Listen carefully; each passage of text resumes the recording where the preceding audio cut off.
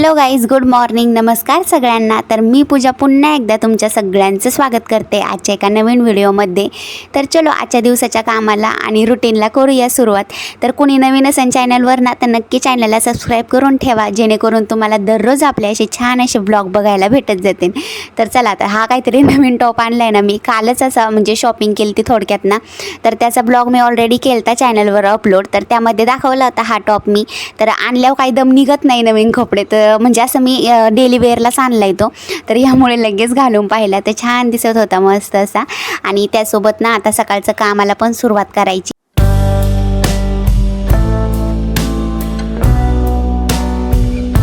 आणि आता सकाळी सकाळी आमच्या मायलेकींची इथं मस्ती सुरू झाली आहे, आणि त्याचबरोबर आता काम पण सुरू करायचं आहे आम्हाला।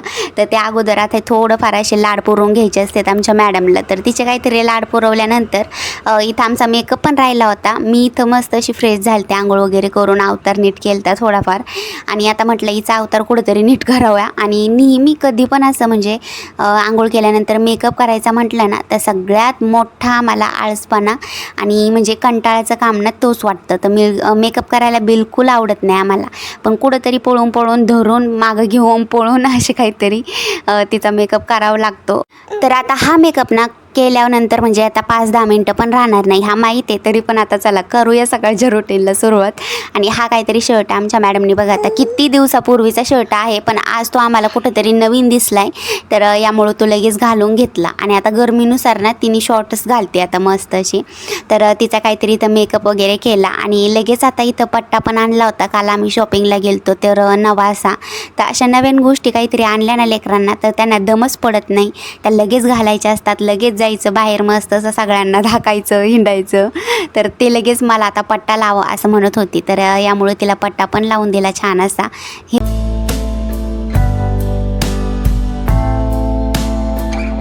आणि आता इथं मेकअप चालला होता ना तर तोपर्यंत फौजी पण आले होते। मग नाश्त्याची वगैरे तयारी केली म्हणजे ऑलरेडी करूनच ठेवली होती। आणि आता मेकअप वगैरे केल्यानंतर छान अशी हेअरस्टाईल करून दिली मॅडमला मी शॉर्टकटमध्ये। आणि ते बघा आता हेअरस्टाईल केली, नवीन काहीतरी घातलं तर लगेच आम्हाला व्हिडिओमध्ये दाखवायचं असतं। तर चलो आता नाही घेतलं मॅडमला ना तर लगेच खूप जास्त राग येतो बरं का आम्हाला याचा पण। तर चला थोडंफार आमचं मायलेकींचं झालं मस्त असं इथं मेकअप वगैरे करून आणि लाड वगैरे करून थोडाफार सकाळी असा घ्यायचा असतो मॅडमला। मग नंतर बाकीच्या कामाला तिचं सुरुवात होती, म्हणजे तेच आपलं कामं आवरायचे, खेळायचं, हे भांडेकुंडे इकडे तिकडे फेकायचे, नाही तर मग जे कामं नाही ना करणार तर ते काहीतरी वाढून ठेवायचे। तर चला आज मी तुमच्यासोबत ना एका भाजीची सिंपल अशी आणि म्हणजे स्पेशल अशी रेसिपी शेअर करणार आहे। आता ही जी भाजी तुम्ही पाहताय मी सोलते आहे, म्हणजे आपलं भोपळ्यासारखंच असं पद्धतीचं आहे ते। तर ते काढून घेते मी पहिल्यांदा, त्याच्यावरती साल वगैरे असे, पण ते तुम्हाला आता दिसताना पेरूसारखंच दिसते एक, पण ती इथली ना अशी फेमस अशी एक भाजी आहे। तर ती काहीतरी आता मी काय ऑलरेडी आणली नाही मार्केटला जाऊन, पण ती काहीतरी आता या आठवड्याच्या सब्जीमध्ये भेटली होती आणि बऱ्याच वेळा भेटली। म्हटलं आता चला वेस्ट जाते इतका वेळानं, तर त्यापेक्षा एकदा म्हटलं आता थोडीफार मी ना म्हणजे त्याची रेसिपी असं विचारून घेतली आहे कसं काय करताय काय। आणि म्हटलं चला आता थोडीफार माझ्या पद्धतीने बघते करून, का ट्राय करण्यात काही जाते, चांगली लागलीच तर करता येईल, कारण की एवढ्यात नाही हेच जास्त भेटतं इकडं आता। आणि इकडचे लोक म्हणजे हे खातात पण जास्त प्रमाणात। तर म्हटलं चला आज मी करून बघते कशी होती कशी नाही। तर तेच पहिल्यांदा त्याचे साल काढून घेतले, छान असं भोपळ्यासारखंच आपलं साल काढून कट करून घेतलं, आणि त्यामध्ये एक बटाटा पण मी ॲड केला होता।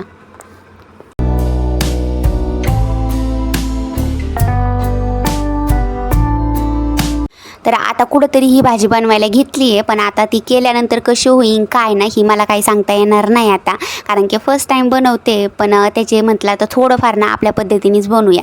तर पहिल्यांदा ना थोडे ना लसूण घेतला, त्याचबरोबर आलं घेतलं थोडं, ते ठेसून त्याची पेस्ट करून घेतली। आणि नंतर म्हटलं चला आता फायनली लगेच बनवायला लागूया। तर छान अशी आता जेवढं होईल ना तेवढं मी माझ्या पद्धतीने छान अशी बनवायचा प्रयत्न करणारच आहे। पण आता फायनली झाल्यानंतर कळण, म्हणजे फौजीने ट्राय केल्यानंतर कसं काय होती कसं काय नाही।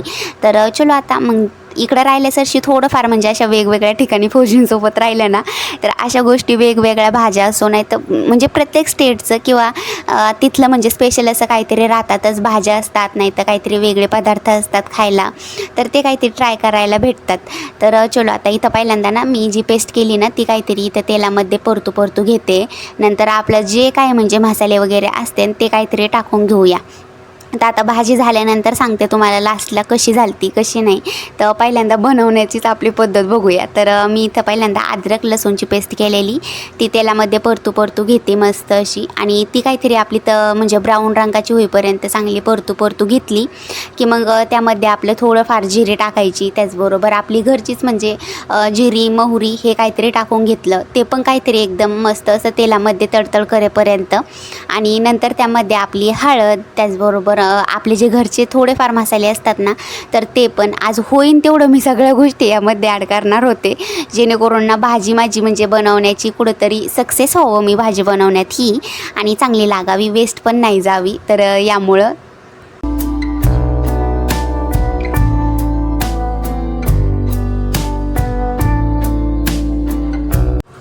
आणि आता फायनली आपली भाजी इथं तयार झाली. काही नाही, त्यामध्ये आपले मसाले वगैरे टाकले होते मी मस्त असे सगळे काही, आणि त्याचबरोबर लास्टला ना आपलं म्हणजे मी एक हरभऱ्याची पेस्ट तयार करून ठेवलेली आहे. ती प्रत्येक भाजीसाठी सुटेबल असते, जेणेकरून भाजी खरंच घट्टपणा येतो आणि चव पण खूप छान लागते.